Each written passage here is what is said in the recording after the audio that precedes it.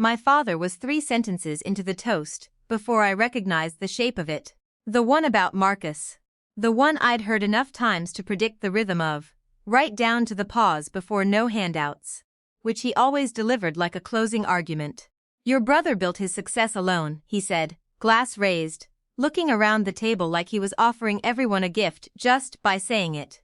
No handouts, no shortcuts, just work. The applause came easily, the way it always does at these dinners. Quick, warm, unthinking. I clapped too, a half beat behind everyone else, which is something I've gotten good at over the years. Clapping for a story I knew wasn't quite true, in the exact rhythm required to not be the one who ruins it.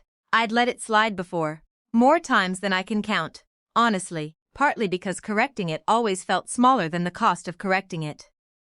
Making my brother look diminished in front of aunts and cousins, making the evening about money instead of whatever the dinner was actually for. Partly, if I'm being fully honest, because there was something almost comfortable in being the quiet engine behind someone else's myth. Nobody asks anything of the quiet engine. Nobody expects it to perform. I looked at Marcus while the applause was still going. He had the easy, settled look of someone who's heard a story about himself often enough to half believe it, the way you start believing the version of your own childhood that gets repeated at holidays until it replaces the messier original. I don't think he was lying, exactly. I think he'd just stopped doing the math. I was the one doing the math. $6,000, every semester, transferred quietly the week before tuition was due. A standing arrangement nobody at this table had ever been told about, because I'd never told them, because telling them had always felt like asking for credit I didn't actually want, until that night, apparently, when I did. Then he'll be fine, I said, without the $6,000 I transfer toward his tuition every semester. I want to be honest about something. I surprised myself more than I surprised the table. I hadn't decided to say it.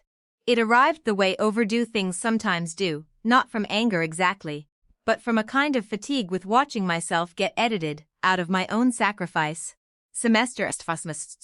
Applause after applause, for a story that wasn't true, and that I'd helped make convincing simply by staying quiet inside it. Marcus didn't say anything. His glass tilted, just slightly, water sliding close to the rim before he caught it, and I watched something happen behind his eyes that wasn't embarrassment, not yet. It was closer to recalculation, like he was running numbers he'd never had to run before, about what he actually knew of his own story. It was my Uncle Philip who said something next, not me, not Marcus. He looked at my father, not unkindly, just plainly, the way relatives sometimes do when they're more interested in accuracy than diplomacy. Is that true, Tom? Is she paying his tuition? My father didn't answer right away. That was the part that mattered most, more than anything I'd said. His hesitation, visible to everyone at the table, the half-second, where the story'd built his whole posture around, cracked open in front of people who'd applauded it 30 seconds earlier. He started to say something about different kinds of support and stopped, and the silence that followed was longer than any pause he'd ever timed in one of his toasts. I didn't feel triumphant.